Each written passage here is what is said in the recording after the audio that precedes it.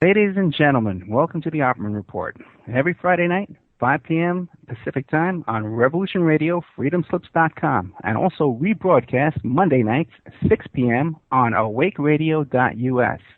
Now, I got a big announcement because tonight is our debut simulcast, and we're going to be on CJ Mars Radio. And also, since CJ Mars Radio is all over the place, they're on Spreaker and they're on 365 Live. Tonight's probably our biggest, largest broadcast going out live ever before. I also want to welcome all the new fans that we're picking up in the UK because of awakeradio.uk when we do our replay on Monday morning. I've been hearing a lot of people from the United Kingdom there, and I welcome all of you. I also want to welcome everyone who's been following me on Caravan to Midnight with John B. Wells. I got a call Monday morning around 5 a.m. from John B. Wells, and he brought me on at the last second to Caravan to Midnight Monday morning, and I was in rare form. I was going off on that Santa Barbara college shooter, Elliot Rodger. Well, I'm just fascinated with this character and his manifesto and all this kind of stuff, and his dad and all that stuff. And so John had me on a show for another hour Monday morning. I played Monday night, and since we've been getting such great response from John B. Wells and Caravan to Midnight, he's been putting up my shows, my old interviews. He's been putting them up there on the Caravan to Midnight YouTube channel. So go go to YouTube, find Caravan to Midnight, and you can find some of my old interviews with John B. Wells that I know are getting a lot of response. Okay, and don't forget, this show is sponsored by Columbia Paranormal. Their Facebook page is Columbia Paranormal.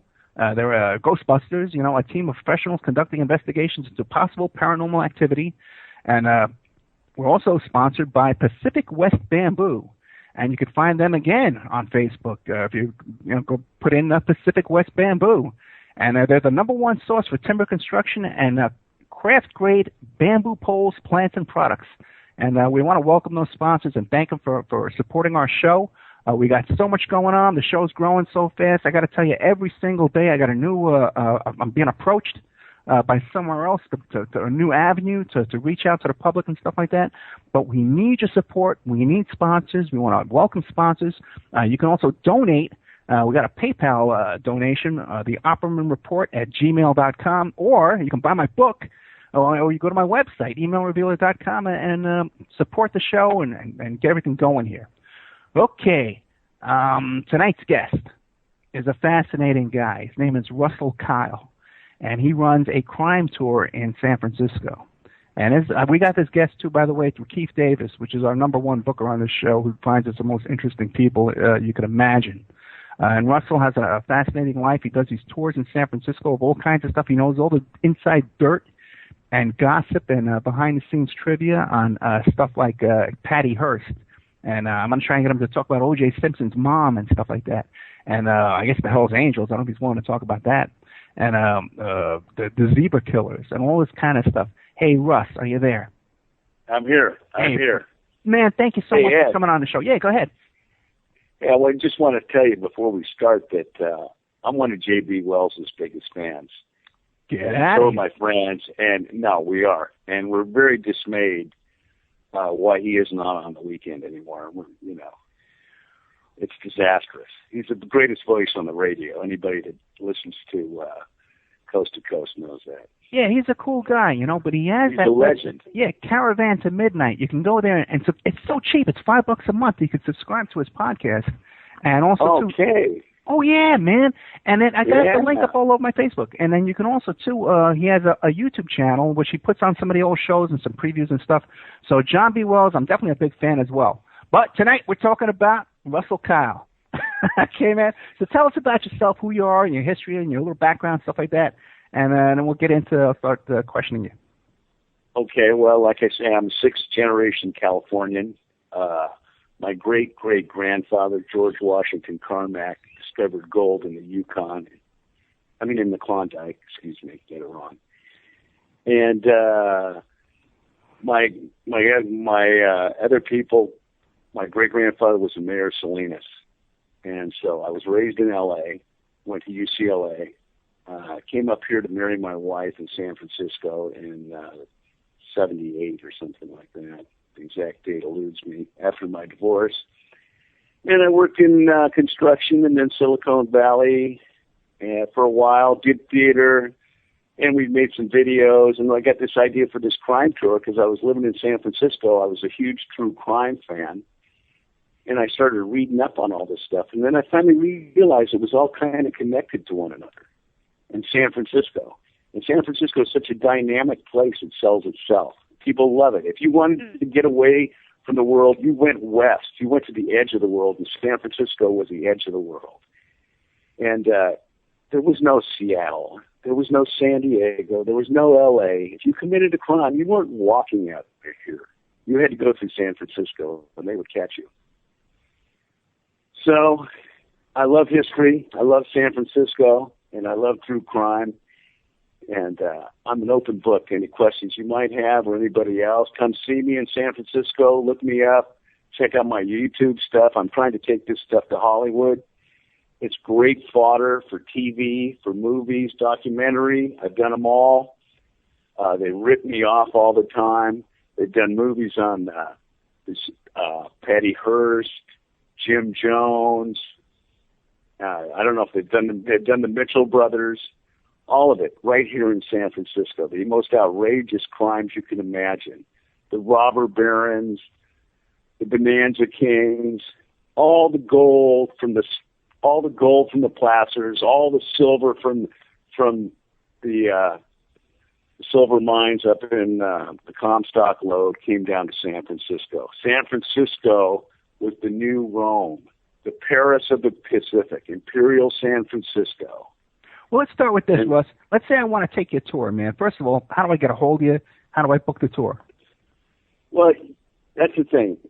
I've been trying to get away from giving the physical tour, personally. Okay. But most people, they hunt me down and make me give them the tour. I'm trying to get away from giving the physical tour because it's just too tiring. But they call me up, and I give them my phone number. Somehow people get my phone number. I'm trying to stay underground and not give the tour lately, but they hunt me down and give it, and they look me up on YouTube. I don't know how they get my number. But I'll tell you how, because on one of your YouTube videos, right at the beginning, it shows your phone number. Yeah, well, good. Give me a call. I mean, people hunt me down. I mean, I'm trying to retire from doing this, and I want to put my energies into producing a TV show. Okay, but I think I have real content. If you're out there, or you do, but if you're out there and you want to track down Russell Kyle, what you do is you hire me, okay, because I got his information already. You hire me. I'll track him down for you, and I'll send you the information, okay? Thanks, Ed. It's okay, but look, beautiful man, isn't he? Yeah, I know. But give me an idea now, okay? You got me. I hunt you down, and you get me in. I get you to pick me up. And how's the tour start? What's the first thing you start telling me about? Well, it depends. That's the beauty of the crime tour. It starts anywhere and it ends anywhere. It depends on what part of town you're in. But usually, I like to start out in the Richmond district. Right by Cherry, at the corner of Cherry in Washington, where the Zodiac Killer murders the grad student, Paul A. Stein, the taxi driver, that picks him up downtown and drives him out there to Pacific Heights and puts a bullet in his ear. Two people up above, a bunch of people are having a party across the street, and they call the cops, and cops show up, and they encounter the Zodiac Killer, and they ask him, well, have you seen a black guy? And he goes, yeah, he walked that way. And he runs off into the Presidio and disappears. So SFPD is the only guys that have really seen the Zodiac. Well, a lot of people got different theories about the Zodiac. Who do you subscribe to any of it, particular suspect? No, I don't subscribe to any of those theories. They've got DNA on the Zodiac. They've got prints, they've got DNA on them. And still they have all these guys, Gray Smith, and these guys that say it's this guy and that guy. It's not that guy. They had DNA on the guy. They know it's not that guy. They got prints. Well, then who do you think it is? They got all kinds of evidence. What? Who do you think it is? Well, the guy's obviously dead. He's obviously dead, or he was in prison because the killing stopped. Right. Right. Yeah, because there's so many theories though on who it's I know, and it's the greatest unsolved serial killer of all time. After 37 years, SFPD has finally deactivated the case. So now you're a local guy down there. Do you have any faith in the San Francisco Police Department, or you think there's just best police department in the country? Everybody wants to live in San Francisco. You know why? Why? Best cops. Really? Best cops. Yeah, you won't have Rodney King here. these brutalities and shootings and all this stuff you have everywhere else, you know? Well, that's great to know, man, because where I live, the cops are totally out of control down here. Forget it. We have police shootings and there hasn't been one conviction of a cop for shooting unarmed civilians in this town here in Vegas. I don't think in the last 50 years. I think there's been one cop that's been arrested and convicted and found guilty of an unarmed civilian shooting. That's disgraceful. Now, why do you think that is? Do you think that's because the people in San Francisco are still take to the streets like they used to back years ago? Well, I just think people here in San Francisco, they respect the cops because they know that they're, highly paid guys, and they wouldn't get them in there unless they were intelligent. In addition, it's a highly diversified police force. It's part of the community, too. Right. We're all in this together. Well, cops have a nasty job in San Francisco. Why is that? You wouldn't want to do. Well, it's just a lot of mental cases. Just a lot of mental illness. It goes untreated, goes treated with alcohol, and the cops are the ones that have to deal with it. And now, with the gentrification of San Francisco, all these yuppies just call the cops on poor people because they don't like the cut of their jib, And I think the cops. I'm going to go up before the police board and tell them cops should start charging these yuppies for calling the cops and making these poor people move along. That's how they did it in the old days. You had to pay a cop to come out to your house and do stuff. Right. Okay. So then now one of the cases I know that's because I watch all your YouTube videos. Okay. Good. Yeah. And wait, now what's your YouTube channel? What? What's the name of your YouTube channel? I haven't got it together yet, but I'm putting it together right now. Trying to get it all together. I'm not technically very versed. I'm an actor and a writer. Okay, because I'm pretty sure that you have. Well, there's one channel. I forget what it is. But it has a whole bunch of videos on there. But if you go on YouTube and you just search it's called Off Kilter. There you go, yeah. And if you just search for Russell Kyle, you'll find a ton of videos with Russell Kyle and all the different kinds he works on. Yeah, it's on the Off Kilter show. Yeah, a guy did for Charles Wagner produced that show. He's quite talented. He works now for CNET. Okay, let me ask you this. Now, when I was a kid in the 70s, right, I lived in the Bronx, and I was young. I remember it was like maybe 4th, 5th grade, and we heard something about the zebra killers. Now, I was never quite sure what it is, and you really don't hear about it too much, but I know that's one of the subjects that you're pretty high up on. You have a lot of information on that. Right. So tell us about the killers.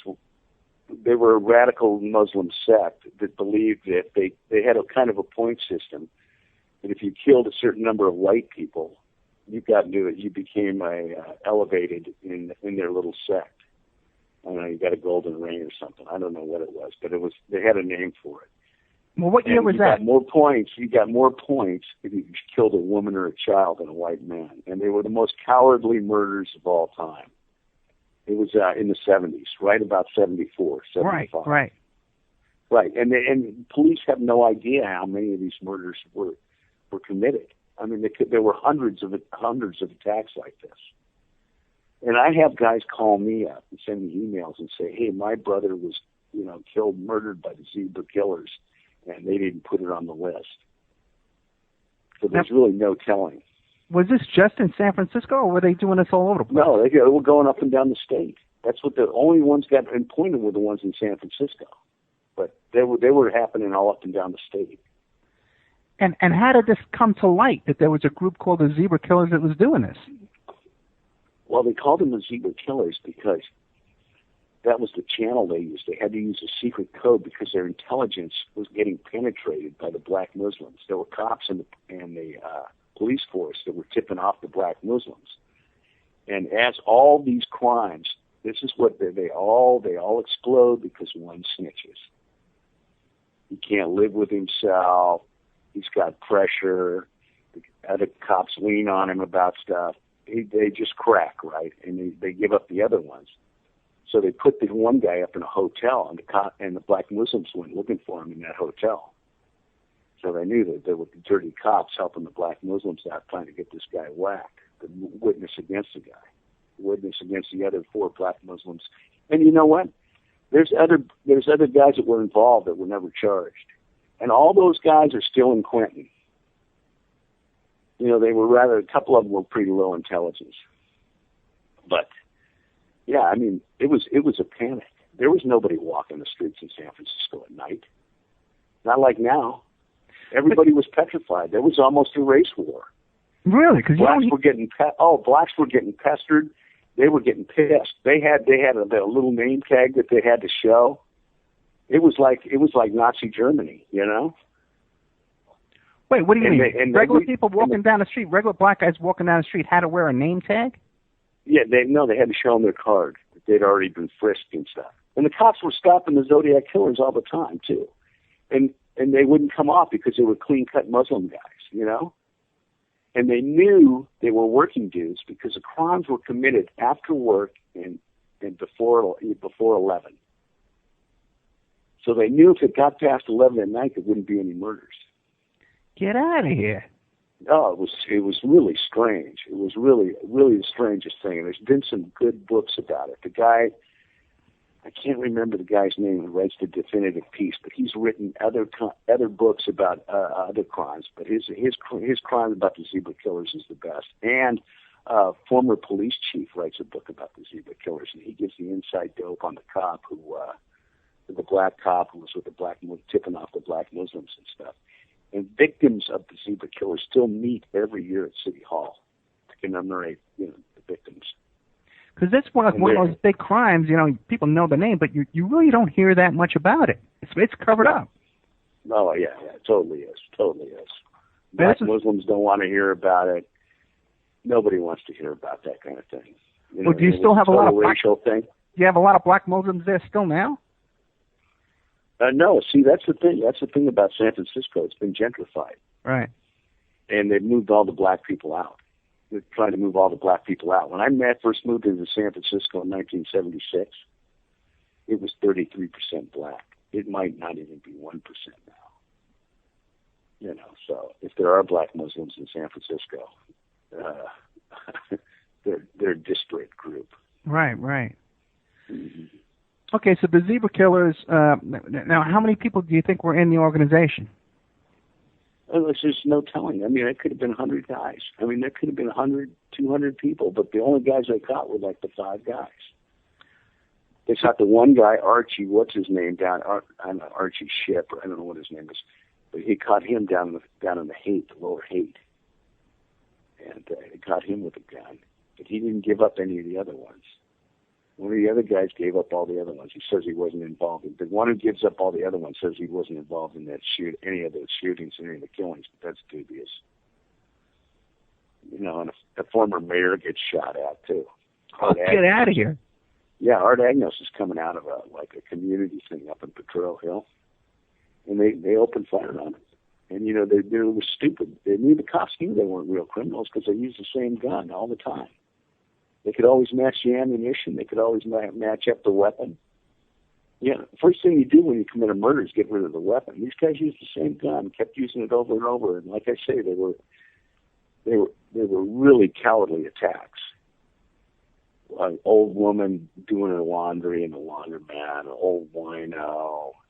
Just the list goes on and on. And one time they were in. Where the blacks were in San Francisco was the Fillmore.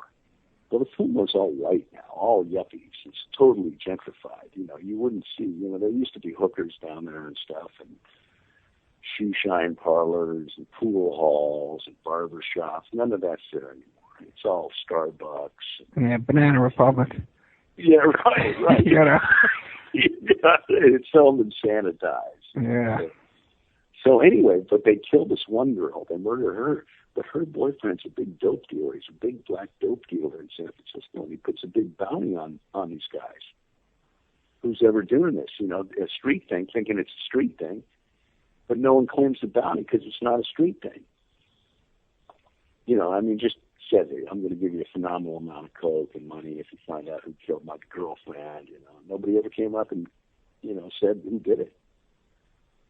And black Muslims, they're not into that. Well, yeah, right. That would make sense. Now, how did these murders, how did they end? How come they're not? What made them stop? Well, like I said, one of them snitched them all out. Okay. He snitched them all out. But the cops only made 5 arrests and 5 convictions. Yeah, they only have 5 convictions. Only 5 guys doing time for them.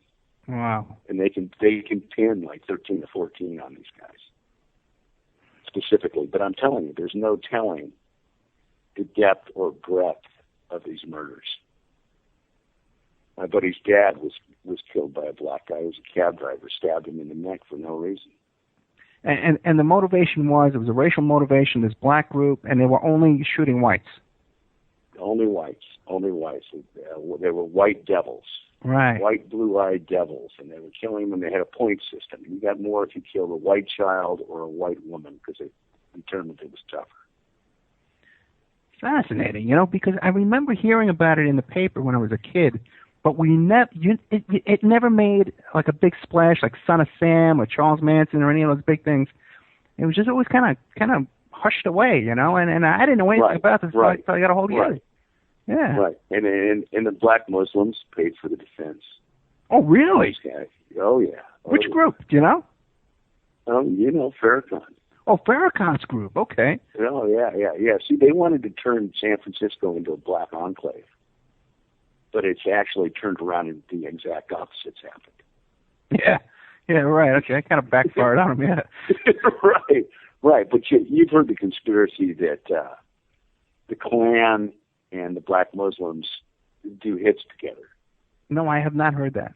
Yeah, the Klan and the black Muslims do hits together because they have the same goals.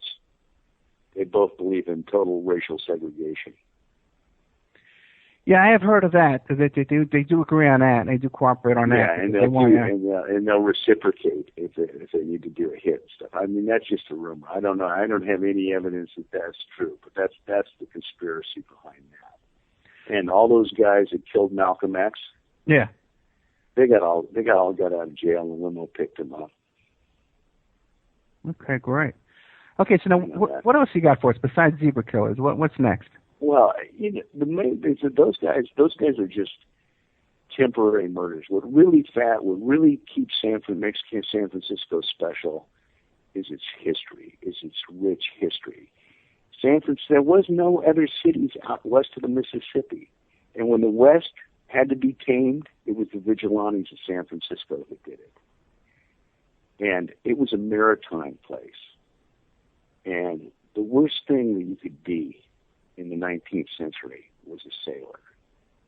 You could be maimed at sea for disciplinary reasons. The captain had full authority to do whatever he wanted to you. You were better off being a black slave than you were being a sailor. Anything could happen to you. The hours were brutal. And the Shanghai port of the world was San Francisco. You go into a bar, you'd be sitting at the bar, they'd slip you a drink, somebody knock you on the head, you'd fall through the floor right into a boat, you'd wake up 5 miles out at sea with a big headache and some guy yelling at you, not knowing what happened to you. They're telling you to row. Yeah, row. Exactly. Heave-ho, matey. Yeah. Now, it was like a point of entry, too. There was like the Chinese used to come through there as well? Right, exactly. And the Chinese came here. See, all the prejudice in California, it wasn't against blacks. And it wasn't against Mexicans, because Mexicans were the majority here for many, many years. Right? It was against the Chinese. The Chinese were the ones that were taking the jobs from the women. It was when there was a panic of jobs in the 1870s and stuff, the Chinese were blamed. And all the racial hatred was directed against them because they were industrious and they were sober and they were good workers and they helped build the railroad. They wouldn't show up to work drunk. There were no wakes. There were no hangovers. They drank tea. They didn't drink whiskey. Yeah, but they liked opium.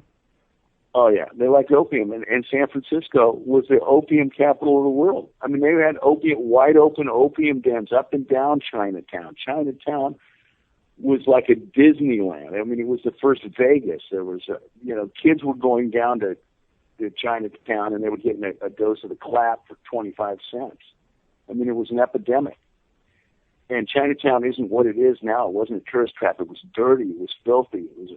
It was vermin-ridden. It was 20 guys in a room using the toilet and the sink for the same purposes, cooking in there as well. Yeah, that's like Chinatown when I was a kid in New York. You'd see the chickens hanging and the ducks hanging and stuff right, like that. Exactly. The flies flying around and stuff. Yeah, you don't see that anymore, yeah.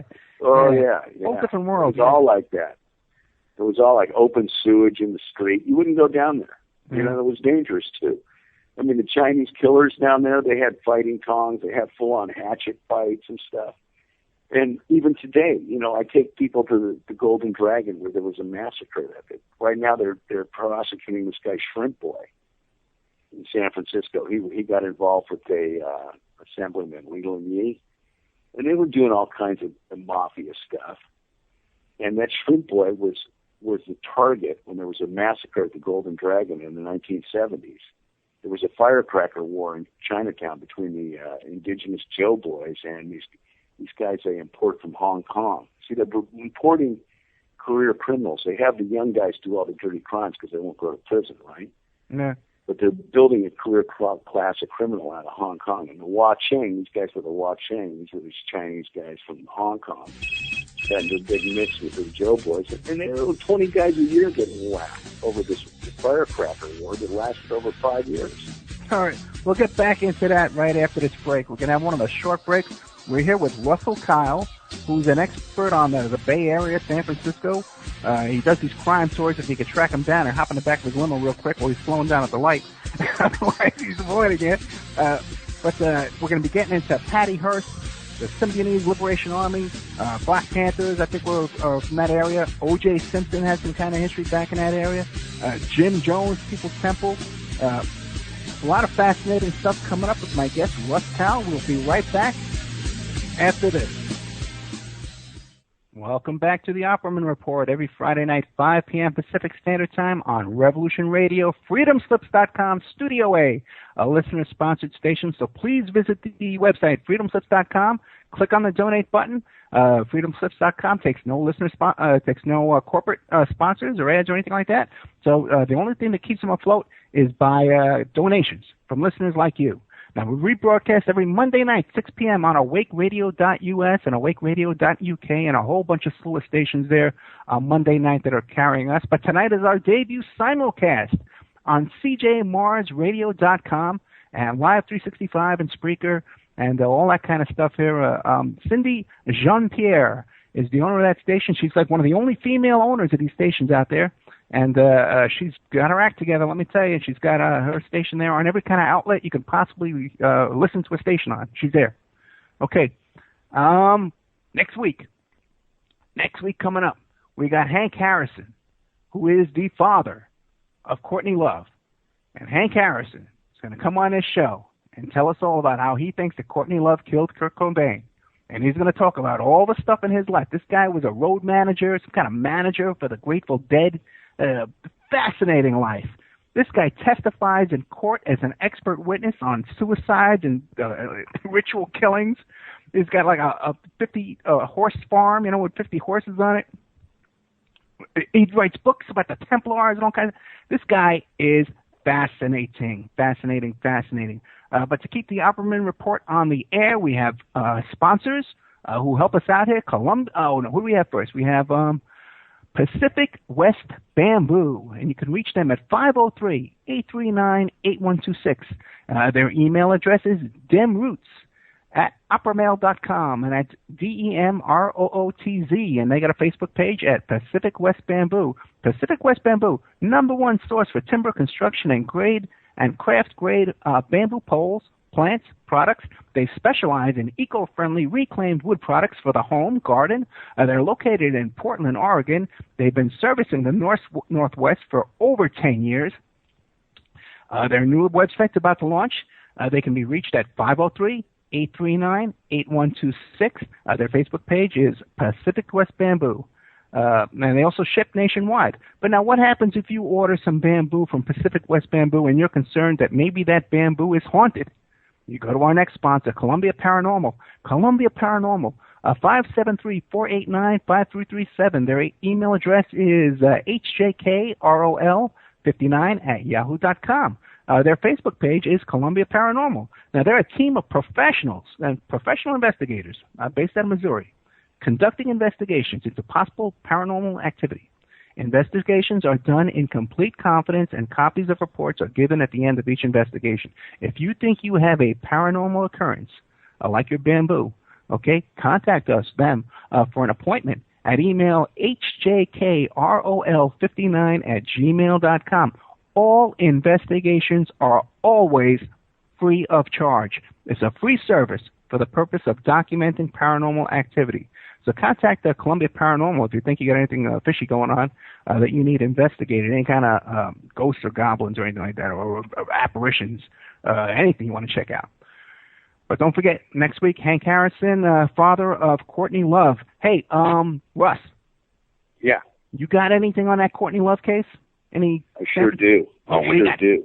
Yeah, let's hear it, my man. What do you got? Courtney's from San Francisco. What do you got? Courtney went to Presidio Middle School in San Francisco with a bunch of buddies of mine. Get the F out of here. Wait a second. What year was she at Presidio? You ask her dad about it when you talk to him. She was at Presidio Middle School, and she was a total drug addict back then, and she was totally reprehensible back then and totally untrustworthy. Okay, what year did she go there? Probably, let's see, it must have been in the early 80s. No, early 80s, yeah. Okay, that's right around the time. Remember, off the air, we were talking about the Presidio daycare scandal. There was a massive allegations of satanic ritual sexual abuse of children at the Presidio daycare center over there. And that's right around the same exact time that she was there at the middle school. No way. Yeah. You're kidding me. I don't know how you don't know about this. I'm going to send you all the information. I've been over to Anton LaVey's house.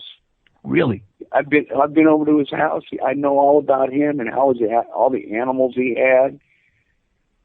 You know, he had a tiger in his backyard and all the stuff with Richard Ramirez going over there too. Okay, well, slow down. Let's get into this. What made you go over to Anton LaVey's house? Well, I had to go over there. You had to go over there. They were going to tear it down. Okay. You used to drive by it all the time. It was painted all black. And then I heard they were going to tear it down, so I had to go in there. Was he there? Were you invited? No, he's long gone. He's been dead for a while, I think. Okay. Yeah, he'd been dead for a while. They tore it down. Now, how do you know Richard Ramirez was in there? Oh, Richard Ramirez that's how he became a Satanist. He used to go over to Anton LaVey's house. He was gyrating up and down the state committing murders. He's another guy. They don't know how many murders he committed. All right. And it's because of SFPD he got caught. SFPD traced he had some stolen jewelry. And they ran it down, and they said, well, it's this burglar named Ricky, and they found out who it was. Really? I had no idea about that. Oh, yeah. He committed murders up here in San Francisco. Yeah, he was going up, and that's why they could never catch him, because these police departments wouldn't talk to each other. There was no communication, inter-police communication like there is now. Now, Ramirez, he had no job or anything like that. Well, he made his money from stealing burglaries. How was he able to finance this going back and forth up and down the state and stuff? You think he had stealing cars and committing burglaries and murders? You think he had any partners with him? No way. Okay. No way. His MO was always the same, and he was very artful, and they could never catch him. Do you think he was involved in a bigger cult? Oh, absolutely he was. Okay. Absolutely he was involved. He was an avowed Satanist. All right. Yeah, and the woman who marries him as a Satanist in Quentin. It's just really bizarre. He was up in all kinds of rituals up at Anton LaVey's, but he had a nasty tweak habit, I got a feeling. Like that methamphetamine, because he committed his crimes late at night. They were always kind of a brazen type thing, and only a tweaker would pull. And there was always and he admitted this odor that meth heads have. And everybody spoke about it. Now, what else can you tell us about Courtney Love, though? Now, you had friends that went to school with her? Yeah, they used to party with Courtney all the time. She was, and they're real derelicts, too. I mean, they're real alcoholics and drug addicts. And they said Courtney was a total thief and everything back then. He'd do anything and lie and get drugs and stuff. Well, her dad gave her LSD when she was 5 years old. Oh, yeah. Her dad, if you ever seen that movie, Kurt and Courtney, he just disavows any, he knows that Courtney's a snake. Yeah, he's coming on next week. And you know, the thing is I know Nick Broomfield, too, that made the movie, because he was involved in my case with the Sarah Palin and Todd Palin. He did a story about Sarah Palin in Alaska. And he mentioned my client, Kelly Triff, on there. And I arranged an interview and stuff. But anyway, but it's interesting, though, is that the Hank Harrison clip on in that movie, the Kurt and Courtney movie, it kind of makes him seem a little flaky, you know? Like he's out in front of the house. It does make him seem a little flaky, and he comes off flaky. But he's not. Look at the way he talks and stuff, the way he goes on and on. Yeah, just from seeing that interview, or have you seen him elsewhere? Yeah, just the way he went on about it. But, you know, he had Courtney's number. He wasn't a liar or anything. He was very truthful about the way he talked about Courtney, and she must have been murdered to deal with. Yeah, because we're going to have him on next week, and if you go to his website and check it out, this guy testifies in court about Internet issues, Internet domain registration issues. He's written like dozens of books. He's written many historical books. He doesn't come off like a flake to me, but definitely, yeah. Yeah, but you saw Kurt and Courtney. You know, the way he talked and stuff was kind of, he went a little overboard with the whole thing, I thought. Just, my impression might be wrong. But I'd like to say, you know, I'm a big Nirvana fan myself. I love Kurt. And nobody's ever died with that much heroin in them. Nobody's committed suicide with that much heroin in them. Right. Yeah, it does seem to be pretty open and shut, the whole thing there. Yeah, the whole thing. And the way Courtney shuts down, and still to this day, anybody that brings up anything, she's very sensitive to it. Yeah, she shuts down concerts and shuts down people in the audience who throw up signs or do stuff like that or start yelling. Okay, one of the questions. Hey, by the way, I want to mention to the listeners that we're not taking calls. Okay, maybe at the end or if we do an after show, but please don't call during the beginning of the show because it's distracting. But we're getting. If you have a question, put it in the chat room and I'll get it to him and we'll see it. But we have one question from one of our usual chatters, Jer Bear, and he wants to know about Patty Hearst being kidnapped and all kind of stuff. What do you got on that? Well, it's funny that you should bring that up because, like I say, I'm an archivist on all this stuff. And I was just reading an article a guy wrote about the thing. He was supposed to write Stephen Weed was Patty's boyfriend. Yeah. And this guy was going to write a book about the whole thing with Stephen Weed, what happened and everything. But Stephen Weed turns into be a total flake. The guy's lazy. He doesn't do anything. Patty did all the work. And, the guy totally reneged. Stephen Weed reneged on the deal because the 8 chapters the guy wrote made Stephen Weed look out like a wussy. And the guy was just useless, you know. And Patty never went back to him. But yeah, I mean, everybody in the world was looking for the millionaire heiress, Patty Hearst. You can't imagine what a hysteria it was. The FBI, the CIA, every cop, every sheriff. Every media outlet, everybody was looking for Patty Hearst, and she was up in a being kept in a closet up on Golden Gate Street in San Francisco. You know, recently, I heard someone say, and I'm in contact with it. I'm trying to get some information from them, that she was also in an apartment in New York City. Have you ever heard anything like that? You know, that's possible? No. She went to Pennsylvania. She was in Pennsylvania. She was hidden out on a farm in Pennsylvania for a while. Okay. Jake Scott, the writer, kind of a jock writer guy, he helped facilitate an escape plan where she went back east and she held out with accused bomber Wendy Yoshimura on a remote farm in Pennsylvania. When they were both arrested in Los Angeles, both arrested in San Francisco, Wendy and Patty. And, you know, Patty became the poster child for the left wing. You know, she was beautiful. Everybody loved Patty. Patty became a symbol of freedom. Well, what do you think about that whole thing? A lot of people say that the Symbionese Liberation Army was like a government psyop kind of operation, that these guys are really like disinfo and a COINTEL kind of program, and they weren't real leftist revolutionaries, because after all, these guys like Sink-Q and these guys, they came out of Vacaville, they came out of mental institutions, they had a really bizarre background. What do you think? Well, you know what I think? I think that Sink-Q was a CIA operative who went awry, who went crazy. Okay. And he ended up editing the whole thing. I think how does he walk away from prison? You know, he just walks out of prison, and I think he was like sent there to spy on the black groups, and he did his job, but then he kind of freaked out or something, and he hauled up with these people, and you know, their outcome would lead me to believe they weren't at all connected in the ways that you suggest. I don't think there was any kind of because the way they did things was stupid. You know, they didn't do it like a professional or like a tactical military operation. The things were slipshod. I mean, Emily Harris shooting that woman in that bank in Carmichael, that's why they're all in prison now, because Emily Harris pulled out a shotgun and shot some innocent bystander woman. And, you know, so none of them wanted to end up in jail. I mean, they were just regular guys back then, and they got caught up in something, tried to help Patty, and, you know, anybody would have done it back then. It was the hippie era. People were very anti-government. They didn't believe the government was giving anybody a fair shake. It was people were more suspicious and more active back then. Yeah. People were passive and anesthetized now. You know, we stopped wars. We stopped the Vietnam War, and that made more sense than these wars we're in now. Okay, but brother, let me ask you this then. Don't you think that part of the reason why the people are so pathetic these days, I mean, I want to say apathetic, but because they're pathetic. You're right, you got it. Because I was a yippie on the Lower East Side, so I used to fight in the streets too and protest and stuff like that and get my head kicked in.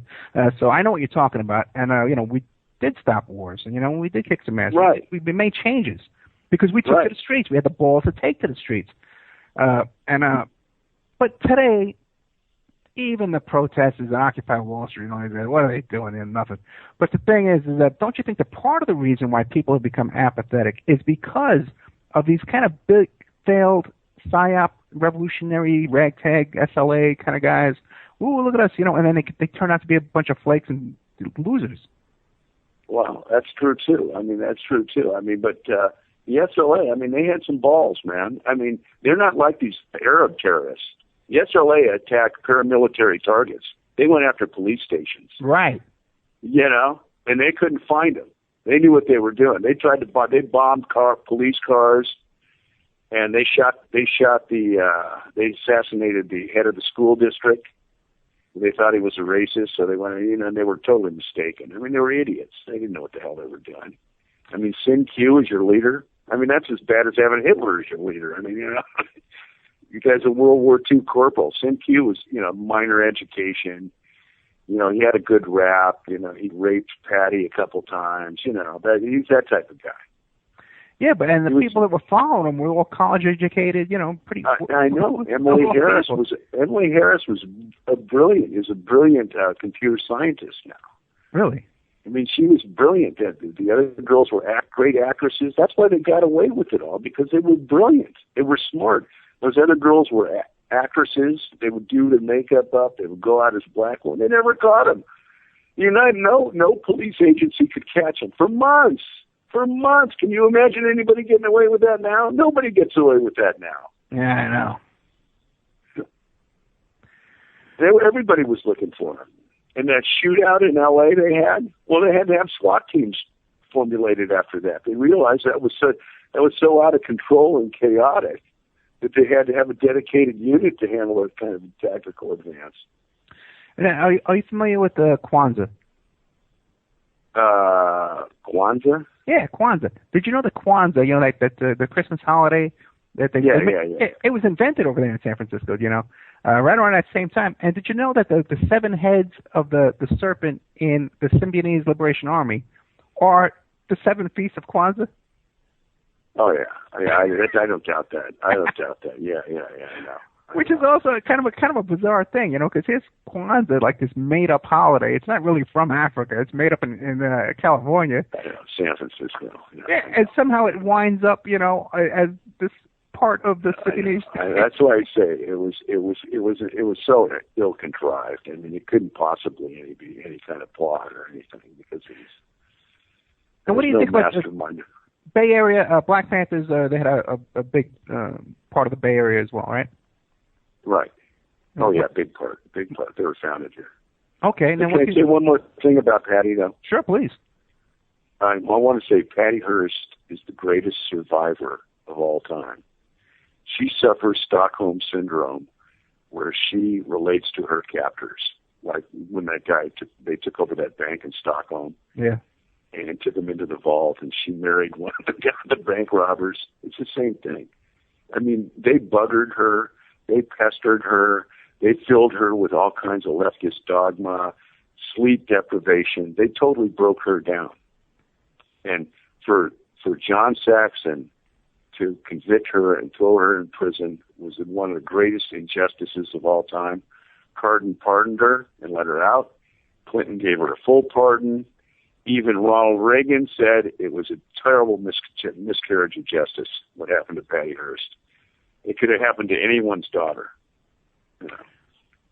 Well, when you see people in power like that, giving somebody a pardon, aren't you a little nervous about what the motivations is, and maybe she's was a undercover agent for them the whole time? No. She was just a bimbo. She's an art history major at Berkeley, in her second year. I mean, hardly anybody. She's been a sheltered heiress her whole life. Okay.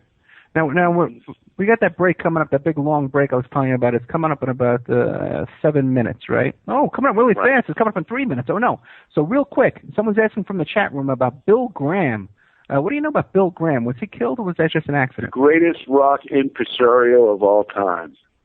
Great, ruthless businessman. He'd cut off 2 knees. If you started to promote shows in the Bay Area, he'd come and visit you. Really? But when I knew Bill, I knew him personally because I was a deadhead.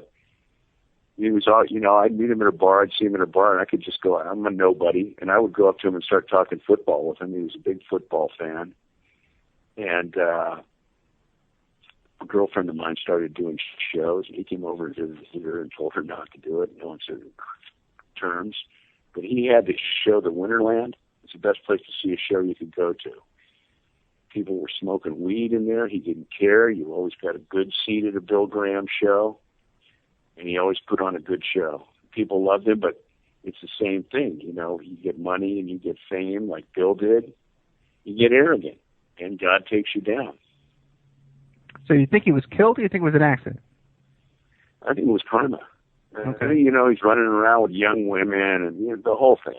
The whole Hollywood thinking that he's a young man and doing this and doing that. Running around with young women, man. I do that myself. It makes me nervous. Yeah, well, we all kid,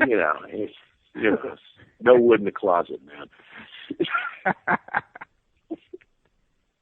Okay. Hey, what do you know about now? O.J. Simpson was from the Bay Area as well, right? Oh, man, we got to break. The San Francisco guy. Hold on. Yeah. We got a break. We got that long break coming up I was telling you about. Okay, no We problem. have a nice smoke or whatever you want to do. And we'll be right back after this. We got Russell Kyle, who is an encyclopedia of information about the San Francisco Bay Area. Fascinating stuff came out of there. The Patty Hearst, the SLA. We're getting into O.J. Simpson in a minute. Those brothers, porn brothers over there we're going to get into. The Mitchell brothers, Dan White. Dan White, we can't miss that because, that gets into miss Dan White. People's Temple. People's Temple. What a fascinating town, man. The Vigilantes. Now, if you want to take Russ's tour, you got to get through me. I'll give you his number. I'm going to hunt him down for you. I'm going to tell you where he's parked. Jump in the back of his limo, and he's going to give you the tour. We'll be right back after this. That's right. You are listening to the Opperman Report every Friday night, 5 p.m. Pacific Standard Time on listener-sponsored Revolution Radio, freedomslips.com, Studio A. They take no corporate sponsorships. It's only listeners' donations that the freedomslips.com lives on. So if you really like what you're hearing, please go to freedomslips.com and click on the donate button. Every Monday night, we're rebroadcast on awakeradio.us. And tonight, our first debut simulcast is on cjmarsradio.com and Live 365 and Spreaker and all kind of stuff. Oh, by the way, hey, the Opperman Report just set up a Spreaker channel. You go to Spreaker.com. You look up the Opperman Report, and then you subscribe, and we're putting up all our old content there. We're putting up like 50 or 60 old shows on there, and you get notified as soon as it comes up, and you can click on that and catch up what's going on. Now, Russell, we were going to get into O.J. Simpson, right? But before that, okay, what do you know about the Process Church of the Final Judgment? The Process Church of the Final Judgment. No, I don't know anything about that. Tell me about that. Okay, What is this? Famous satanic cult. They were behind the Son of Sam killings. They were hooked up. They were an offshoot of Scientology. Charles Manson was hooked up with them. A lot of stuff. I know all about those guys. I know about Son of Sam and Charlie Manson. But I didn't know he was hooked into any satanic cult. Oh, yeah. I know Son of Sam was, obviously. Yeah. Well, okay, yeah. And he didn't do those murders, I don't believe. Process Church, right. Okay, now let's get into O.J. Simpson then, because I have my own theories about O.J.'s connection. The Butcher of Brentwood. Yeah. Okay, well, O.J. grew up on Potrero Hill in San Francisco. And he rarely saw his dad, who was gay. Right. And he was a great athlete. He was a baseball player. O.J.'s dad was a female impersonator. Oh, was he? Oh, I knew he was gay. I didn't know he was a female impersonator. He was a very famous female impersonator there in San Francisco. Is that right? Yeah. Yeah. Well, O.J.'s mother was very well respected in the community. Okay. She died a few years ago on 101 Apollo. And O.J.'s sisters predicted that he would end up being in the penitentiary because he had that attitude for a long time. And I used to work for girls that knew him when he was in high school, and they said he was a jerk back then too. And he went to Galileo High School, and he was a great baseball player. He was a catcher. He was also a tremendous football player, obviously, and track star. And he really didn't come to fruition until he went to City College, San Francisco City College, which is like the New York Yankees of junior college football, with all the championships they've won. And O.J. was swooped up by USC, and the rest was history. And he went to Galileo High. You mentioned Joe DiMaggio. Oh, really? Okay. Now you mentioned O.J.'s mother. Now, do you know what hospitals she worked in? I don't, but I know she was a very religious woman, and it was a real outpouring of grief when she passed. And do you know what churches she used to go to? No, she went to some black churches over there. It was, and I'm Catholic, so I never really went over there. Okay. Did you know that O.J.'s mother worked at one of the psychiatric institutions that was controlled by the People's Temple and Jim Jones, and that he had hired everybody in there, and he filled up all the places. He controlled all the jobs and had the whole place loaded up with his people. He did the same thing up in Napa as well. Right. He was up in Ukiah. Yeah. He loaded up the mental hospital up there with all his buddies. And I went up to Ukiah. You couldn't say anything in the bar about him because people would report it back to him. Yeah, Jim Jones was a total. Wait a second. The name of the mental institution that he ran up in Ukiah, I think it was called Happy Acres. Yeah. Out of a cartoon. Yeah. Like in the Bugs Bunny cartoons, man, they call it Happy Acres. Went to a mental institution. So what else can you tell us? And also, too, the Happy Acres that he ran up there it had barbed wire all around it. Right. And dogs and police dogs and stuff. So what can you tell us about paranoia? Yeah, what can you tell us about Jim Jones? Well, I can tell you a lot about Jim Jones. Listen, I'm a living expert on that guy, even though I never went to the temple. I had gone to the temple, but I never participated in anything like that. But the parallels between Hitler and Jim Jones is unbelievable. The bunker mentality, the raven hair, the dynamic speeches, the messianic vision, the whole mythology around him, the whole control freak thing. We're all going to go commit suicide. Germany's going to go down in the bunker. We're going to fight to the death. I mean, it's both using race. All these demagogues are the same. They have the same arguments, they prey on the same kind of people. What Jones did was unbelievable. He goes off to South America, and just like Kurtz in The Heart of Darkness, he becomes a law unto himself out there in the jungle, where he can punish anybody any way he wants. He's bought off all the country's officials. He's got his own navy. He's got his own security force. He's making people work. He's doing mind control experiments out there with drugs. CIA's out there. Dwyer's an obvious CIA agent connected with Jones. And basically, what happens to all the money? What happens to all the money? What happens to Jones? Moscone appoints Jones to the head of the housing authority in San Francisco. That's the highest paid job that a civilian could hold in San Francisco. From there, he can get all the sequestered properties. He can get all the properties in distress. He can get all the repossessions. He can get all the ones for auction. What happens to all that money and all that real estate? What happened? There was all black people, too. It was all poor black people. Well, now Jones talked about... He was picking up foster kids. They were letting him take over as many foster kids as he wanted. He was getting the foster kid checks. He had like 10 adopted kids. And not only that, he would make those foster kids go out and beg every day for money. And if they didn't come back with $100, they got their ass whooped. Yeah. And $100 back in the 70s, that was big money. That was big money. Your rent was $100. So back in those days, when you were in San Francisco, Jim Jones and the People's Temple had a big presence in your town. Huge.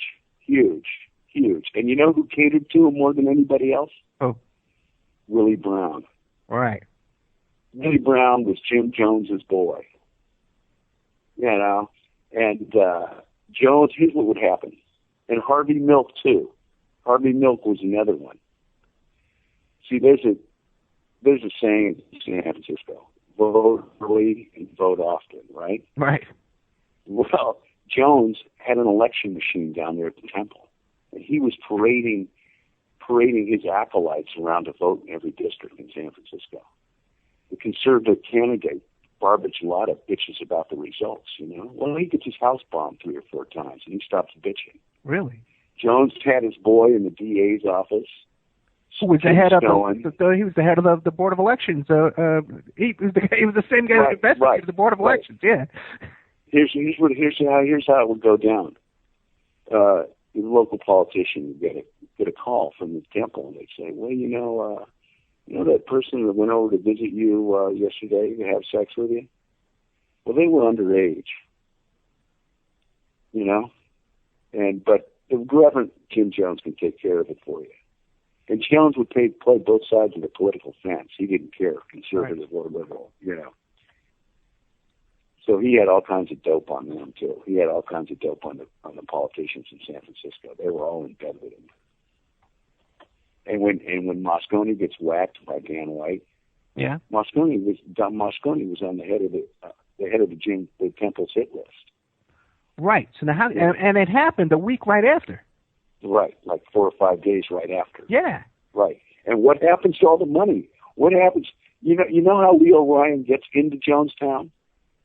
He tells Jones, "Oh, Jones, you're not going to let me into Jonestown? Well, I know you're getting $65,000 a month on these people's SSI checks. Okay, you're not going to let me in? I'm pulling those checks. What do you think about that?" Oh, he got into Jonestown right away. Well, not only that, too, but after the 900 murders, between 9 and 1,200 anyway, they got in a boat. The top guys got in a boat. You know, all the white guys who were down there who were in charge. Right. His cadre was white. He preached a rainbow family, but the top guys were all white. Yeah, and the blacks were working the field down there. They were slaves. Right. But the thing is, they got in a boat. They went to Panama. They went to Venezuela. They went to and they emptied out all the bank accounts, and no one knows where that money went to this day. No one knows, and it's millions. Right. Yeah. Jones offered the Soviet Union like millions of dollars to let them all go there. You know, and he had the cash. And he had his own navy. He would bring in. He had his own drug doctors. He had it all. He had his own country.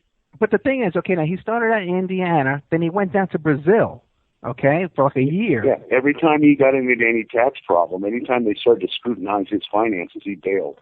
But he came back from Brazil with all that money to buy the Ukiah property. You know, that was a CIA thing too. Okay, you think so? Yeah, right. Because he had that friend from childhood who was the CIA trainer that was down in Brazil with him. Right, that was CIA. And Jones was doing CIA operatives down in. That was a communist country. Right. Guyana, that was a communist country.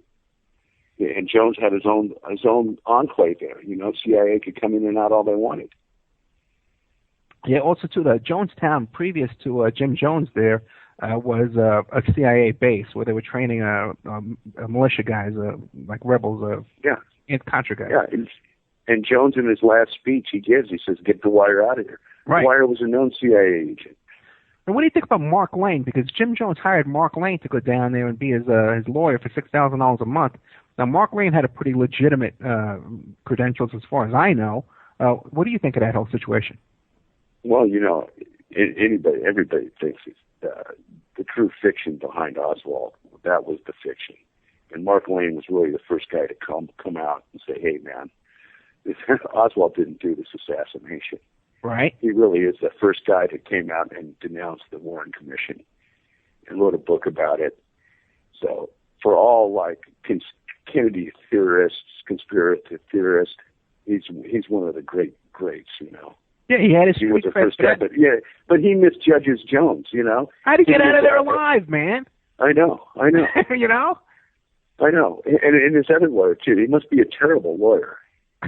Jones had another very expensive lawyer too, and you know they couldn't talk him out of it. Jones was beside himself. But the thing is, my question to you is, though, how do you think Mark Lane had his credentials? Okay, fine, but he went to work for Jones. Jones is definitely up to something. Okay, this wasn't your average guy on a vacation time. This guy had some kind of backing, medical experiments, all kind of stuff he's doing. How did Mark Lane get down there under his employ, but get out alive and not be in on it with whoever that was behind that? Well, you know what? I think both those lawyers saw it. They got him out of there. Jones made sure they got out of there. You know, okay, I don't know. I don't know why. I don't know why they got out of there, but he let them get out of there for some reason. You know, there's another guy who's wandering around. Definitely, you know, there was more than one Jim Jones. We know that for a fact because Jim Jones, his passport was being used in more than one location. He had more than one passport. And according to the State Department records, the passport was being used in 2 different countries at the same time. So we know there was more than one Jim Jones. What do you know about that Jim Jones doubles? There's also... Well, I know that Jones had an escape plan. Okay. That whole thing, he had an escape plan, and his favorite mistress was a pilot. He was going to get out of there with that money. So, you know, anything's possible that way. But they say they found Jones with a bullet in him. Now, he didn't take the cyanide. He had a bullet in him. And who shot him?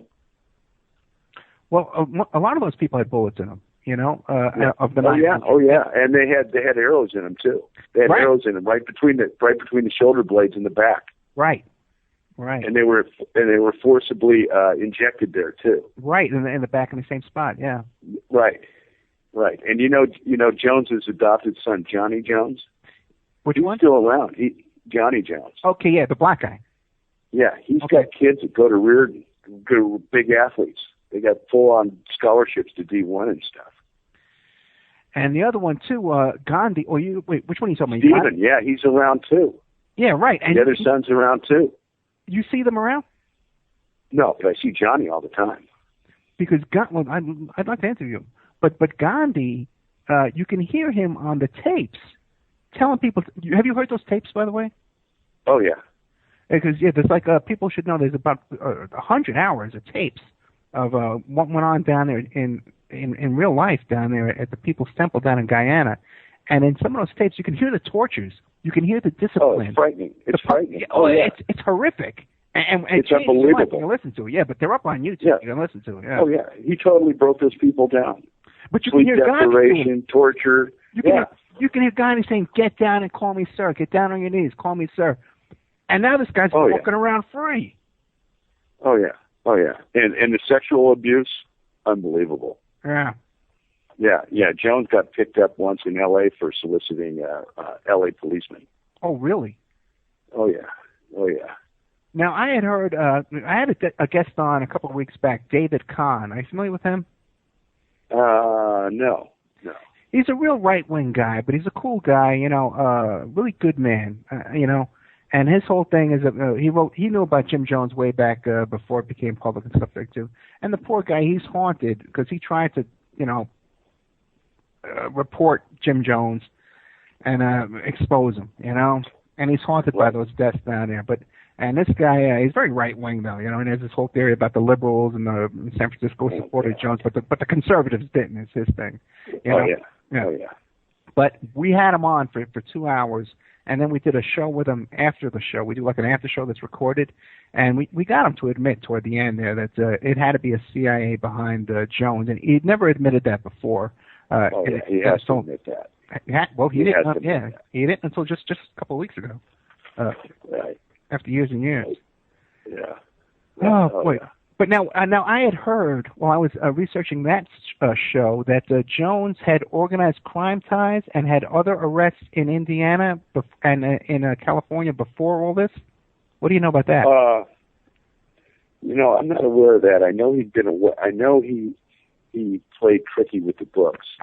I know he was definitely a thief. And as far as organized crime, I know people lived in deadly fear of ever trying to desert the temple or stuff like that, because he would do hits. Right. He would threaten people with death. Right. Because people were murdered in San Francisco 18 months after Jonestown, the whole thing in Jonestown. That's right. People were showing up. People that were in charge of the money. Right. The whole family was shot dead in Berkeley. There you go. Okay, and no the one whole knows about family was shot dead. Yeah. They don't talk about it. It's Now, what do you about the connections though to Milk and the Milk murder? To me, it's too convenient. Okay. Now I knew a cop back there. Okay, that worked in the mayor's building there, right, at City Hall. Right. And he was part of that when they were searching for Dan White. And but he always said, man, he was so pissed off about Jonestown. He always said, oh man, there's way more going on than people know. He's right. Yeah, absolutely right. He's right. Because like I'm talking about that election where Milk gets elected, Milk doesn't get elected without the interference of the Jonestown people, of the People's Temple. They went out and rigged that election. That's why Moscone won. That's why the Liberals won. That's why Milk won. Milk's reputation has been sanitized. Right. Milk was a profligate sex addict. Right. Milk's boyfriend commits suicide in his apartment. Leaves Milk a letter that says, "Harvey, you were a lousy lover." Wait a second, but how old was his boyfriend? Yeah, exactly. How old? Yeah. He was. I would imply that pedophilia was, Yeah. And he was involved with these guys that were, known. Like Dennis Perone, he likes young men. They like young men, And they were involved in some shit with Jim Jones, and I don't know. I don't want to speculate, but he got real dirty. Jones wants custody of these kids. He has Harvey Milk, a gay guy, write letters saying that Jones will be a good parent. What is that? That's not Harvey Milk's lifestyle. He's a profligate sex addict. His boyfriend was like 15 years old. It was a 15-year-old runaway kid. I know. And Dennis Perone's his best friend. Dennis Perone, known to like very young guys like that. They were all into it like that. And Milk gets killed too, and Moscone, and Dan White, he's actually the Manchurian Candidate. Right. White's a guy who always handled everything with his dudes. He was a Gold Gloves guy. There used to be racial problems out at his high school at Wilson, and White invited everybody down to Crocker Amazon Park to settle it. No one took him up on it. He was a guy that liked to duke it out with you. He never used guns. He was a soldier, a cop, and a fireman. They go by the book. You go down to City Hall with Harvey Milk and George Moscone, there is no book. There's no book. They're snakes. They're going to knife you in the back. And Moscone, he was another one. He liked drugs and all kinds of, cops would catch him with black hookers and they'd let him go. But Moscone was for integrating the police force and the fire department. Yeah, there was a lot of resistance to that, So anyway, look at what happens. Look what happens after White kills Moscone and Milk. They totally whitewash the prosecution, mails it in. They totally mail it in because they don't want to dredge up Milk and Moscone's reputations. They don't want to dredge up their passes. So they give White a kind of a pass, and they let him go, kind of. But what happens? Who profits by all this? who becomes mayor of San Francisco and then state senator, now the most powerful woman in the world? Feinstein. Dianne Feinstein. And my buddy that was a cop down there in that manhunt looking for White in the city hall said that Feinstein sold them out because when she was doing a news conference, she tipped off Dan White that they were searching for him. What do you know about that? That's not surprising. Yeah. Not surprising. Who also, Willie Brown. Willie Brown profits by it, too. He becomes mayor. He gets his dirt feet in. Willie Brown was told that just before White comes in, he's talking to Moscone. See, the mayor's office in San Francisco has an inner office, an inner sanctum where Moscone could have drinks and stuff, take chicks back there. Well, he's back there with Willie Brown having drinks early in the morning before he has to rub Dan White's nose in it before White comes in and kills him, right? And Willie Brown walks out of there, right? And just like Willie Brown walked away from 9/11, too. He was told not to fly that day. Oh, wait a second. We're going to get into all of that, because I didn't even know that Willie Brown was there that day. You never see that. Oh, yeah. Okay, but we got Russell Kyle. Russell Kyle's getting all warmed up, guys.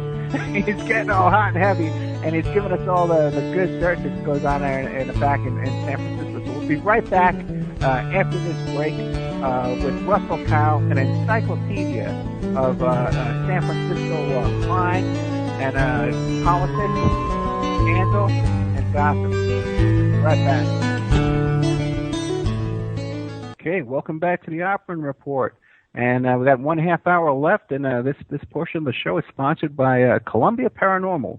You can reach them at 573-489-5773. You can email them at hjkrol59@yahoo.com. By the way, I got links to these sponsors on my blog, the Opperman Report, and you can find them on Facebook at Columbia Paranormal. They're a team of professionals conducting investigations into possible paranormal activity. Investigations are done in a complete confidential and complete confidence, and copies of reports are given at the end of each investigation. If you think you have a paranormal occurrence, contact them for an appointment by email. All investigations are always free of charge. This is a free service for the purpose of documenting paranormal activity. That's Columbia Paranormal. And a link to their website and stuff like that is on my blog, The Opperman Report, where you can find our sponsors. We're also sponsored by the great Pacific West Bamboo, 503-839-8126, Dem Roots at oppermail.com. Pacific West Bamboo, #1 source for timber, construction, and craft-grade bamboo poles, plants, and products. They specialize in eco-friendly reclaimed wood products for the home and garden. They're located in Portland, Oregon. Servicing the Northwest for over 10 years. This is not a fly-by-night bamboo company, my friends. These guys are well-known for 10 years, supplying the best bamboo in the country. I remember when I was a kid, and I'd go to the store and buy some bamboo rolling papers. But this is a different kind of bamboo. This kind of bamboo you can make flooring out of. You can make all kind of crafts out of it. Their new website is ready to launch soon. They can be reached at 503-839-8126. If you're looking for bamboo, Pacific West Bamboo. They ship nationwide. And we got tonight with us Mr. Russell Kyle. And he was just about to tell us the inside gossip on Willie Brown and how Willie Brown got away from crashing into a plane on 9/11. Okay? So now, first of all, Russ, I never knew that Willie Brown was there and walked right by Dan White. But let's hear that story.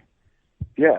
Moscone, the day he's murdered, he's sitting in the office telling Willie Brown what he's going to do to Dan White when Dan White comes over there. And he asked Willie Brown, he says, Willie, you want to stay and watch me do this? And Willie says, no, I'd rather not. And he leaves, Wow. And then these murders occur, these horrific murders. And then where White goes down, he kills Moscone because Moscone won't give him his job back, ostensibly. But it's, White just kind of flips out. And there's no rhyme or reason for why he has to kill Moscone and then go kill Milk. It didn't make any sense. He had money. He had, it was totally out of character for him to do something like that. And it makes me think that there was something else involved. Now, he got out of jail, out of prison after about 10 years, it was? No, he only did like 5. He only did like 4 years. It was a slap on the wrist. But he wound up and when dead. he was in jail, Yeah. when he was in jail, the cops were walking around wearing Free Dan White T-shirts. Wow. Yeah. See, there was a lot of resistance to the new police chief. They hated him because he was a big liberal. Right. He changed the color of the police cars from black to powder blue because he wanted to soften their image. And there was all kinds of graffiti in the police station about trying to kill the chief. And, there's the whole thing about the mafia. If you kill the head, the tail falls off. So you kill Moscone and get rid of the chief, right? Just like they did with JFK. Yeah. And that's basically what happens. They get rid of the chief, and, they get rid of the mayor, and they get rid of the chief. He's gone too. And the reason is because Moscone was going to integrate the police force. He was going to promote minorities. He was going to hire gays. He was going to hire women. He was going to promote them. And they didn't like that. San Francisco was the most segregated police force this side of Alabama. How did White wind up dying? White, that's another mysterious thing. White's not a suicidal guy. White was never suicidal, yet he evidently goes into a garage and asphyxiates himself with a car. So that was a suicide, huh? Okay. Right. Yeah, he asphyxiates himself in his garage with his car, and they find him. But he wasn't a suicidal guy. Yeah, so if you look at White said that about him. If you step back and you look at the whole thing, you got 900 deaths, murders in Guyana, based upon a local San Francisco political guy. Then suddenly there's an assassination in the mayor's city hall. Right. And then the guy go ahead. Yeah, Jones was running a political machine. Yeah. He was running a political organization there. That's all it was. And the San Francisco politicians were beholden to Jones, a nut, a bona fide crazy man, another Hitler. Now, when he was running around in San Francisco before going down to Guyana, did you see him like on drugs and shaking and stuff like that and all sweaty? No, but if you look at Hitler, it's the same thing. He has the same mannerisms. It's the same kind of messianic, wild speech, we're going to do this, Germany's going to go this way, we're going to do this. And Jones was the same way. His style was exactly the same as Hitler's. And he had the same bunker mentality, obviously.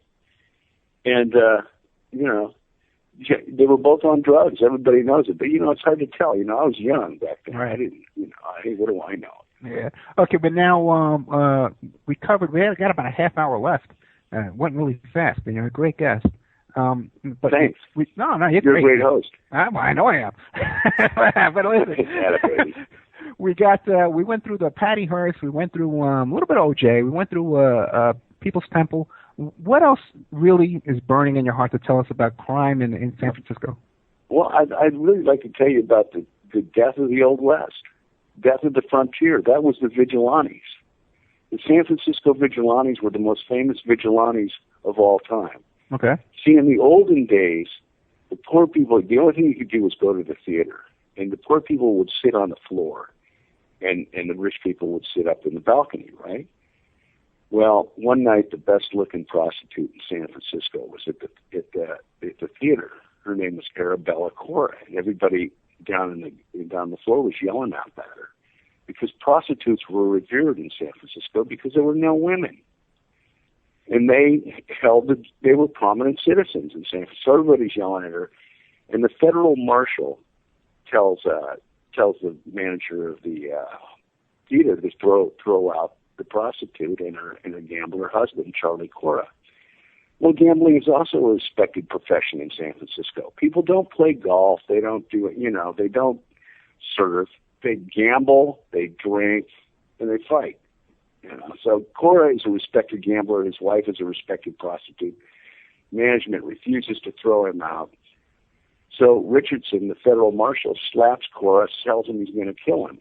And they have drinks afterwards. The whole thing blows over. But the next day, Richardson's down on Clay Street looking for Cora to kill him. Well, he backs Cora up into a wall, and Cora shoots him down in cold blood. Well, everybody's going crazy, because Cora thinks he's going to get away with this because he goes back to the city jail, which is run by a Tammany boss by the name of Broderick.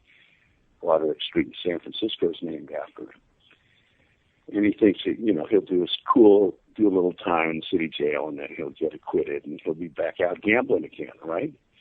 But that didn't happen because a firebrand journalist by the name of James King of William wouldn't let it go. He kept saying Cora's going to get out because Broderick's political machine is corrupt, and it's going to be business as usual in San Francisco. The murderer gets free. All they have to do is be politically connected to Broderick. So this goes on and on and on. And Arabella Cora hires the best lawyer in California, Edwin Baker, Lincoln's buddy, killed at Ball's Bluff. Lincoln weeps. But Baker is a profited gambler. He gets Cora off, but everybody's outraged, like I say. So James King of William going off on his column and telling people, hey, and in addition to Cora being guilty and being a murderer, this guy William Casey stole the election in a district he wasn't even running in. He stuffed the ballot box and he spent some time in Sing Sing. So James Casey runs up to James King of William's office and tells him, hey, you better retract that or there's going to be consequences. And James King of William tells him to blow it out as you know what, and tells him, hey, I'm walking down this road tonight if you want to try me. It's journalist back in the Old West path. So James King of William goes out for a cigar after work, and Casey ambushes him and kills him in the street. And Casey goes to the jail, think he's going to get off because he's connected to Broderick's political machine, which is like a Tammany Hall machine where Broderick runs his techniques. So that didn't happen. As soon as James King of William dies, the bell rings and all the vigilantes assemble. A whole army full of well-armed, new arms, artillery, cavalry, grenadiers assembles all at once. They march down to the city jail. Scannell, the deputy, Broderick's man, has lined the jail with shotguns, got 400 guys with shotguns. The vigilantes tell him, give us Cora and Casey. They say, no, we're not going to do it. Sheriff Scannell says, we're not going to do it. Vigilantes roll up a cannon up to the jail door. And they say, okay, we'll give you Casey and Cora. They take him down to the end of Sacramento Street and they hang them both. And then they went on a purge and hung all the perpetrators that were part of Broderick's machine. They disbanded Broderick's machine, sent it to the wind, banished these guys from California on the penalty of death if they ever came back. And they seized the whole control of the state of California. The federal government, the California state militia was powerless against the San Francisco vigilantes. Their intelligence was so good, they would seize arms from Mare Island and shipments to the Army. And the federal government didn't know what to do. They didn't bring in the Navy. But no one would do it because the vigilantes were too powerful. So what is the last remnant? What group could pull that off that quick on the sound of the bell? Who could do that in that day and age? The Masons. Oh. That's the only people that could do that. So the Masons seized political control of San Francisco for decades. The most expensive real estate in California at the time is the top of Nob Hill, where Stanford lives, Leland Stanford lives, Charlie Tucker lives, Mark Hopkins lives, the Big Four, in addition to the big Bonanza King, William Flood. They live up there. But what else is also up there? The Masonic Auditorium. Right? Right. The Masonic Hall. The most situated in the most extensive, why would a hall be up on top of Nob Hill? The San Francisco vigilantes seized control and totally kicked the United States out. They were powerless to do anything against it. And the thing is, if you control San Francisco politically in the old days, you controlled California because there was nothing else. So then you think that the Masons are still in charge of San Francisco?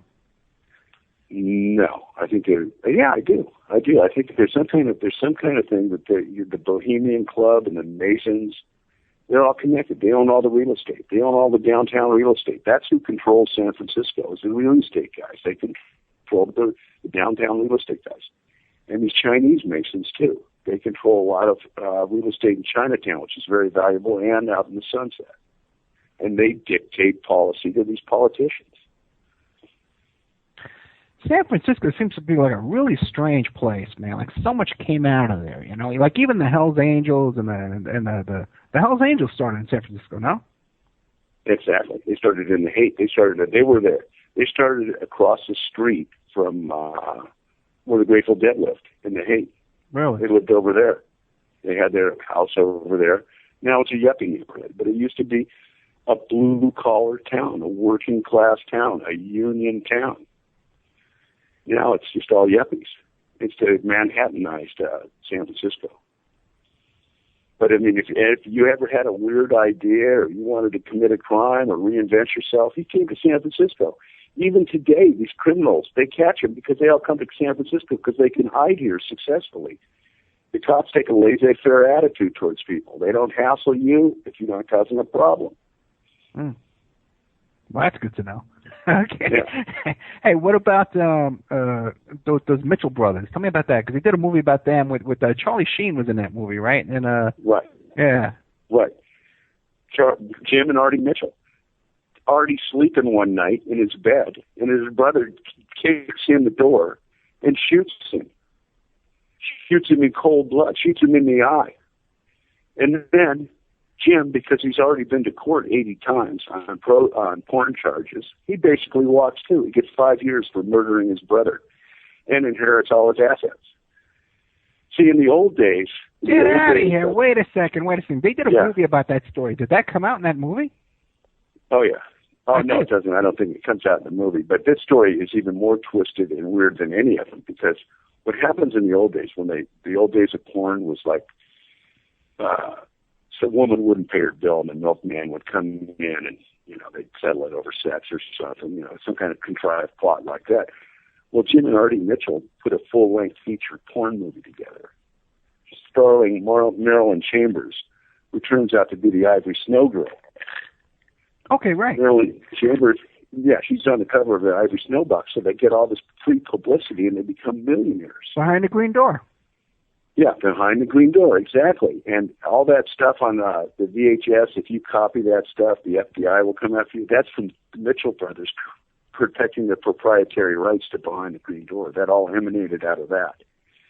Really? Oh, yeah. And the Mitchell brothers porn palace, it was like the Taj Mahal of porn. That's where the lap dances started. That's where all that stuff started with those guys. And it's basically a whorehouse. And the Mitchell brothers Artie Mitchell abused the women. He was a drug addict. He would go into classy restaurants and fire off guns. He was totally out of control. Artie Mitchell was out of control. And Jim Mitchell was a control freak, and he was going to settle it. And despite all their leftist leanings and all their goodwill and all the stuff, they were just a couple of rednecks from Antioch who were trigger happy. Now, is one of the brothers still alive today or no? No, Jim just died. But the funny thing is Jim's son inherits the business, right? Yeah. Inherits the theater. He beats his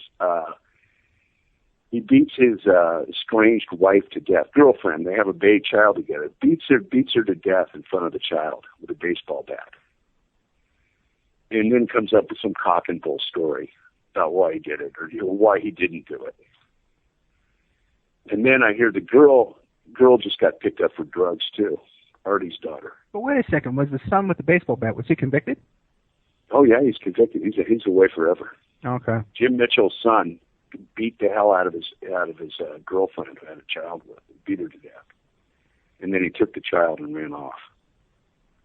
Wow. Oh yeah, and you go into the Mitchell Brothers theater.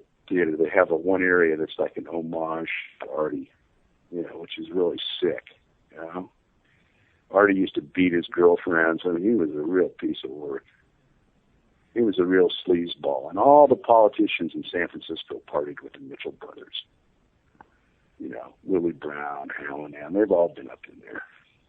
Conquisto, the sheriff, Frank Jordan, They've probably all been up there with the Mitchell brothers, you know?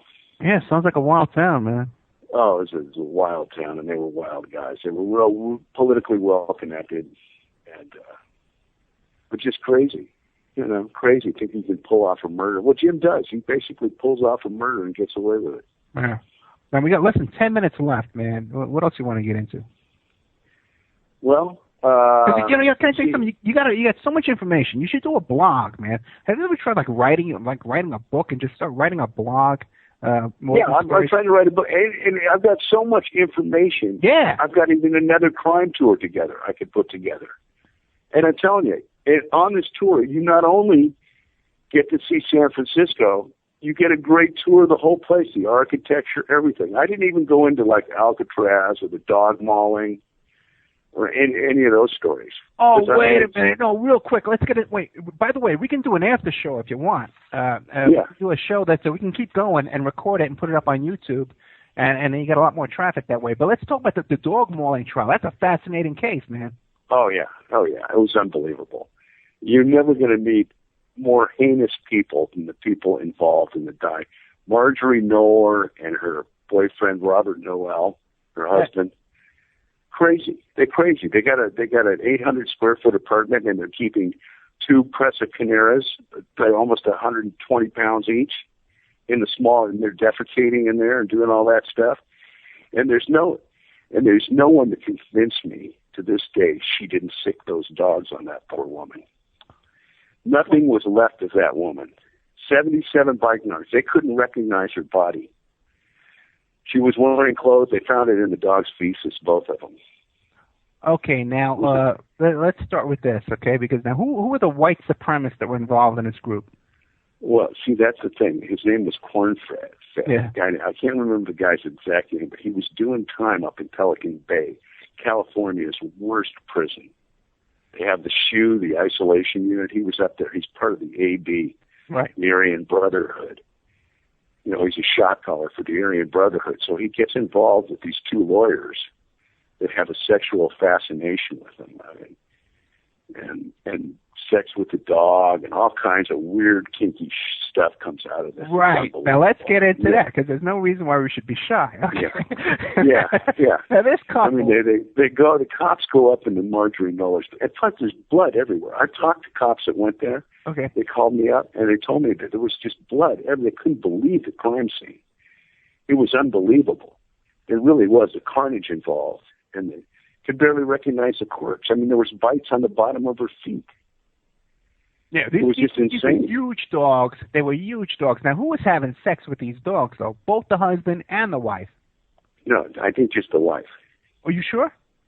I think so. I don't know. I'm not sure. You know, the guy was a weirdo, possibly. Yeah. You know, but I'm sure the wife was in there on it, you know. Because the husband used to write these letters to the guy in prison talking about this dog and his magnificent genitals and his magnificent testicles on this dog. He was in love with these dogs, and the dogs were having sex with his wife. Right. And then when there were a couple of lawyers, you know, and they were just miscreants. People hated them. They were being sued all over, and they would bully people with their legalist degrees, you know. And they were just a couple of posers. They weren't good lawyers at all. So they get to representing Cornfed and his buddies up in Pelican Bay, you know, because the state will pay lawyers to do it because no one will take these guys, right? So they would take these guys and they become infatuated and involved in these dogs that protect meth labs, right? These mean-ass dogs to protect meth labs for the Mexican mafia. This scheme where these prisoners sued the state for some reason, I don't know, and they won and they got all this money and they wanted to start this scheme for these attack dogs. Right. Yeah, and they got in there with Marjorie Knoller, and Diane Whipple was living next door, and she was like a lesbian, but she was an Olympic athlete, and she wasn't going to back down from Marjorie Knoller. You know, and they must have gotten into a confrontation that day, and Marjorie just let these dogs loose on her. Did nothing to stop them. Didn't call 911. Didn't do anything. And, you know, Diane Whipple dies, and all this stuff about gay marriage and stuff from the insurance company on Diane Whipple. Really? That's how the whole gay marriage thing started out there? That's how the gay marriage rights started, yeah. Okay, hey, listen. Equal rights. We're almost down to the end of the live show, but Kyle Russell was nice enough to say that he's going to... Russell Kyle Kyle was nice enough to say he's going to stay on and do a little after show with us. So if you want to call in and ask questions, 702-605-4894, or you can Skype ed.opperman, and you can get us, we'll do a little after show with Russell. Fascinating stuff. But Russ, while we're live, man, what else do you want to talk about? Like I said, there's a lot I could talk about. I haven't mentioned Alcatraz. I haven't mentioned there's a lot. But basically, we do on YouTube is we do little vignettes of crimes that were committed in San Francisco recently. Right. And I haven't talked about those, but there's always some kind of weird, strange crime that'll happen in San Francisco that won't happen anywhere else. I don't know what it is. It's the political atmosphere or the atmosphere of tolerance, but, Well, that's it, man. Hey, listen, the live show is over, okay, with Russell Kyle. But we're going to do an after show. If you want to call in, 702-605-4894. We'll take your calls for Russell Kyle, a fascinating true crime buff in San Francisco. But hang on the phone there, Russell. Yeah. I can't thank you enough, man. This is a great show. No problem. Great information. Guys, call in for questions with Russell, and then we'll put it up on the YouTube channel, the Opperman Report. And I don't know if our simulcast is going to stay on or not, but we'll see. We'll find out. Okay. What can you do? And I neglected to mention the murders at 101 California as well. What is that? That's where the real estate investor goes up into the law firm and headed on the 33rd, Okay, the whole story 34th. we'll tell after.